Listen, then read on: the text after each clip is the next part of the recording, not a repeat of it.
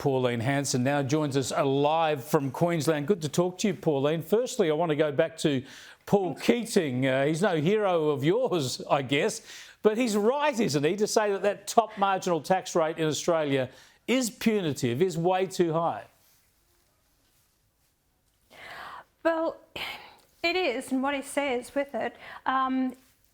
Chris, I think we need to overhaul our tax system completely. Australians are terribly overtaxed. So once you look at the people, they pay GST on top of their payroll tax, not payroll tax, but their payee tax they pay, income tax, and then on top of the GST. We need a system that's going to incentivise people to get out and do a second job, not tax them to the hilt. And that's a problem that we have. Whether we look at income splitting, whether we look at a flat rate of 25% tax rate, because all the other taxes that are added on to, it's just disgraceful. Apart from stamp duty, you hit with land tax on top of that, and that's your own private home. It's valued over $600,000 in Queensland. And then you have your state and local government taxes. We're taxed to the hilt. Yes, we need to do something about it. Yeah, we are crushing ourselves with taxation and bureaucratic red tape. Let me go to border security. A fair bit been happening in that space since last we spoke.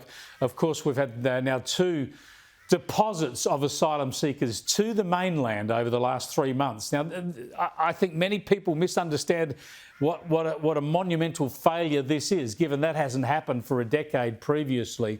And the whole intent of Operation Sovereign Borders is to stop that happening, yet Labor seems to be trying to brush it off. The Prime Minister has toughened his language. Here he is today.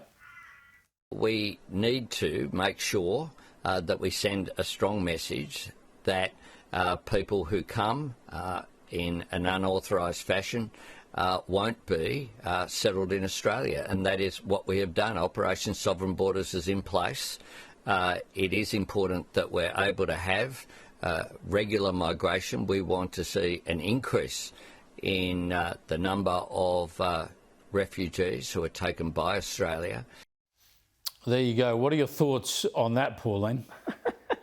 What an absolute joke, what a hypocrite, what two-faced he is in saying that it's in place. He took off the temporary protection visas. He's actually, since the 3 months ago of the landing of the boat in Australian waters on the western coast, he's actually cut back the surveillance planes. There used to be 2 Dash 8s, now there's only 1. It's cut back in flying hours of 20.7%, and the maritime boats are cut back by 12.2%.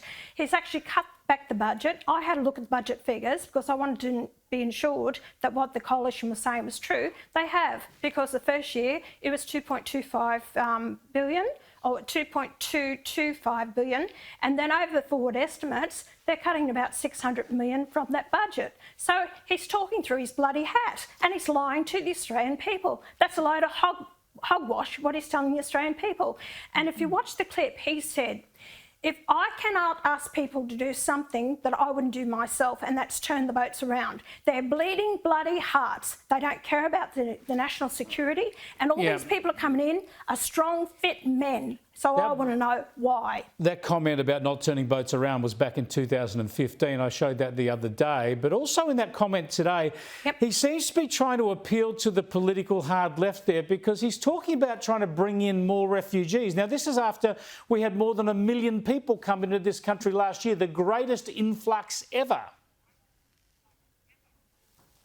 Yes, it is, and that's being pushed by the Greens as well, to bring more refugees. But look where he's bringing them from. He wants to bring 2,000 from the Gaza. We don't know who they are. 75% of the people there support Hamas. They are not going to agree with our laws, our way of life, our beliefs. We don't want these people into the country. And I've been reading reports of what's happened throughout Europe. They're actually having so many problems over there with the Muslims and people who do not integrate and assimilate into their societies and set up their own structures in law with Sharia law courts. If we don't watch out what's happening, it will happen here with such a small population. We don't have the numbers as there are in Europe. We have got to be so careful on this stuff, and it doesn't look like Labor is paying it any attention at all. I just want to show the viewers, before I let you go, your poster advertising the return of the Please Explain cartoons. I can't wait to see the first one of the year. It's a cracking poster. I do have to mention just quickly, we talked about tax. I know you're selling a lot of gin and rum to try and pay for these cartoons. Does it ever strike you that you must be paying a hell of a lot of alcohol excise as well, that not only are you funding your own cartoons, but you're boosting the federal tax coffers? I totally agree, but you come up with another idea how we can make the money to pay for these cartoons, because they're not cheap, Chris. They're not cheap. They're bloody good. To try and, you know, they are bloody good, and we'll have Mark Nicholson on the program tomorrow night. Thanks for joining us, Pauline. Pauline Hanson there, the One Nation leader, live from Queensland.